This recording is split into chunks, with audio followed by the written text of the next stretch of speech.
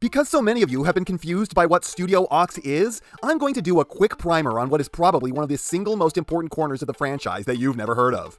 Considering Japan's influence on the legacy of the Transformers, it may surprise you to find out that for years after G1 began, it did not air in Japan. Instead, for many of the franchise's formative years, the way that the Transformers was presented to Japanese children was through the pages of a magazine, which would summarize the events of the show they didn't have for a Japanese audience. Because of the less engaging format, to generate reader attention, they take liberties in the summaries and commission magazine-exclusive artworks, typically one per issue of the most important sequence from that installment. The company they had do this was Studio Ox, and they often had some of the weirdest, most whacked-out artwork in all the Transformers. So now you know what I mean when I say that I'm roasting a Studio Ox design. And I think that it's often understated just how important they are. Studio Ox is the cornerstone of the foundation of all Japanese Transformers. It is what created Japan's whole concept of the franchise.